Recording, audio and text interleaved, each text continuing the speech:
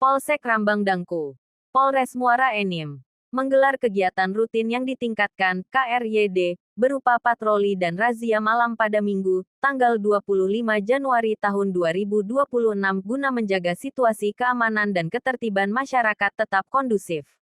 Kegiatan yang diawali apel persiapan di Mako Polsek Rambang Dangku ini menyasar kejahatan 3C, balap liar, pungutan liar, senjata api dan tajam, narkotika, miras, serta premanisme melalui razia dengan sistem hunting. Kapolsek Rambang Dangku Ibtu Edward Habibi menjelaskan bahwa KRYD merupakan bentuk kehadiran Polri di tengah masyarakat, terutama pada malam libur yang rawan gangguan keamanan, sekaligus upaya pencegahan kejahatan jalanan dan penyakit masyarakat.